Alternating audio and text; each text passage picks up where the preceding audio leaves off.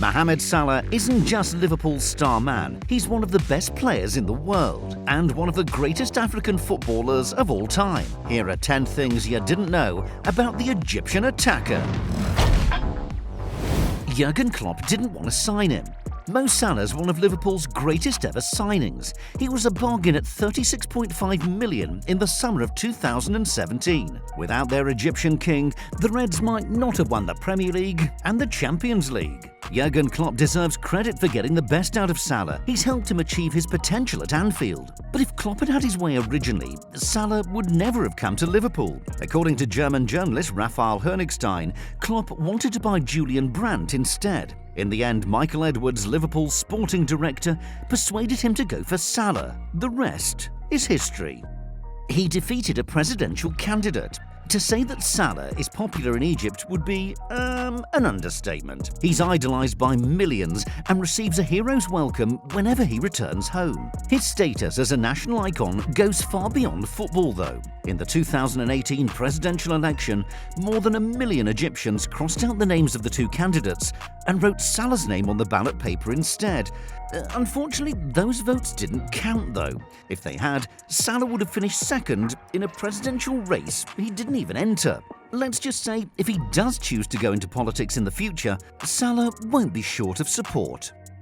He's helped to fight Islamophobia. According to a 2018 study by Stanford University, Liverpool's signing of Salah led to an 18.9% drop in the number of hate crimes in the Merseyside area. Meanwhile, the number of anti-Muslim tweets posted by the club's supporters halved in the year after his arrival. Salah has broken the barriers of negative perceptions that the fans and general public hold about the Muslim community, said Mumin Khan, the head of England's first mosque. Salah is a devout Muslim who performs the sujood, the act of bowing down in prayer after he scores. He's been doing the gesture an awful lot in recent years. He clashed with Jose Mourinho. Salah's first game at Anfield came 3 years before he signed for Liverpool. In April 2014, he was in the Chelsea team that beat the Reds 2-0, with Steven Gerrard's slip proving fatal to Liverpool's title chances. Salah only started 6 Premier League games for Chelsea. He moved to Stamford Bridge in January 2014, but was never able to establish himself in the first team. Jose Mourinho was the Chelsea manager back then. It's fair to say that he and Salah didn't always see eye to eye. Mourinho once publicly criticised the Egyptian and Andre Schürrle after a cup game against Shrewsbury. He said the two players had let him down and hadn't done enough to force their way into his first-choice team. Just like Kevin De Bruyne and Romelu Lukaku, Salah slipped through Chelsea's fingertips. Record-breaking debut season at Liverpool. After his disappointing spell at Chelsea, some wondered whether Salah would be a hit at Liverpool. The Egyptian had done brilliantly in Serie A with Fiorentina and Roma, but the Premier League was considered another step up. Salah silenced the doubters in sensational fashion. His debut season at Liverpool was magnificent. He set 2 new records in a 38-game Premier League season by notching 32 goals and scoring in 24 different matches. He also set several club records, including the most goals in a debut season, 44 in total, and the most Player of the Month awards, 7. Ultimate hat-trick hero.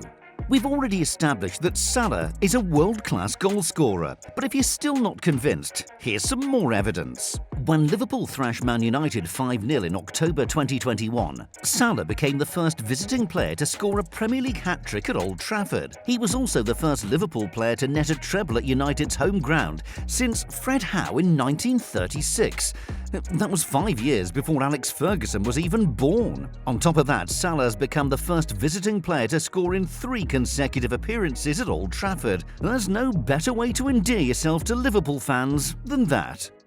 He helped a thief who burgled his family. It's a sad fact of life that footballers' homes often get targeted by thieves. It's happened many times in England and goes on in Egypt too. When Salah was away playing in Alexandria, his family home was burgled. The police caught the culprit 2 days later, and Salah's father wanted to press charges against him. That was until his son intervened. Salah persuaded his dad to drop the charges. He then contacted the thief and gave him some money to help him out of a tough situation. He even tried to help him find a job. Salah showed compassion and humility.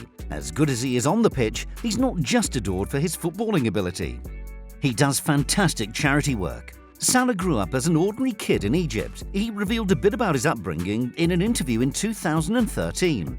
My family's like any other family. We're not rich, we're not poor, we're just okay, and I like it that way. We have a simple life, there's nothing special about it. Salah's never forgotten where he came from. Footballers made him rich, but he's used his wealth and status to help those who are less fortunate than him. Salah has funded anti-poverty projects in his hometown of Nagrig. The money he's given has been used to build schools and hospitals in the local area. He also provides monthly allowances to 450 Egyptian families who need financial support, and he's advocated for women's equality in the Middle East. John Oliver, a British comedian and lifelong Liverpool fan, said it best: Mo Salah's a better human being than he is a football player, and he's one of the best football players in the world.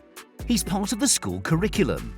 Salah funds schools in Egypt, but that's not the only way he helps children in his home country. The national icon has been added to the Egyptian school curriculum to help inspire kids to achieve their dreams. Youngsters learn about Salah's journey from Nagrig to Liverpool via Cairo, Basel, London, Florence and Rome. Older pupils focus on Salah's achievements off the field, including his charity work, his generosity towards others, and his humble personality. An excerpt from one textbook reads, "Salah's desire to help others is because he wants to give young people a chance to succeed. He's a role model to millions of Egyptians who give him the nickname the Happiness Maker."